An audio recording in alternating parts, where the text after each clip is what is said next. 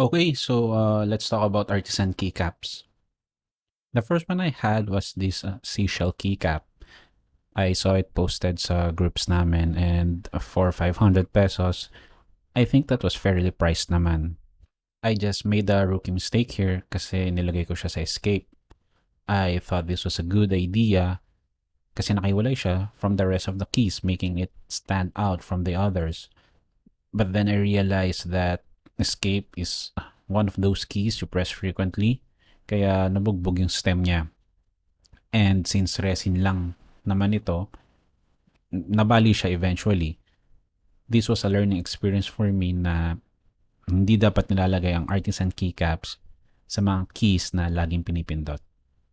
What we have here naman is the Jelly Keys arcade cabinet. Jelly Keys is one of the more famous artisan keycap makers. They released on almost a regular basis, so if you're interested, go check them out. Maganda yung packaging. Hindi lahat ng artisan keycaps puts some time and effort in their packaging, and I really appreciate this one. It is made of wood and my foam to keep the keycap in place.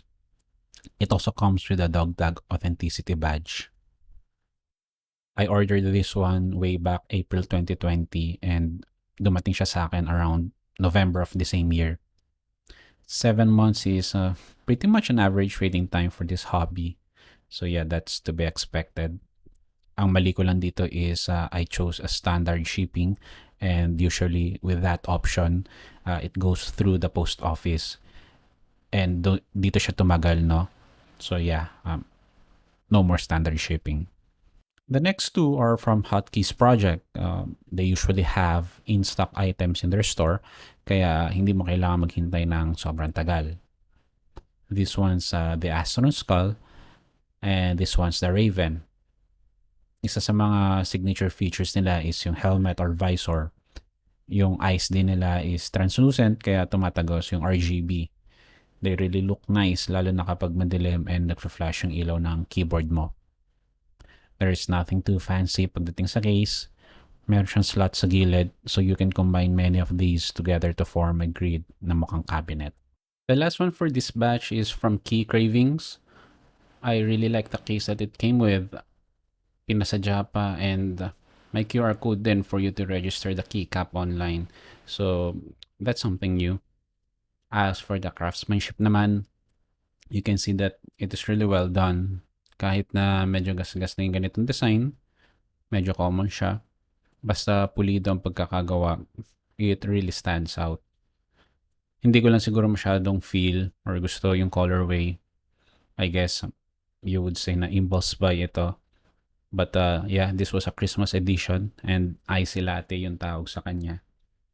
Moving forward, I try to buy artisans na mas madaling paresa ng mga keycaps. So that's all of it for now. If I have to rank them based on my preference, I'd say number 1 goes to Key Cravings. Number 2 would go to the Jelly Key arcade cabinet.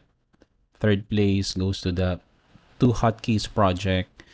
And the last one would be the seashells. I still have a couple of artisans that I haven't showed yet, so stay tuned for it. And they're really nice ones.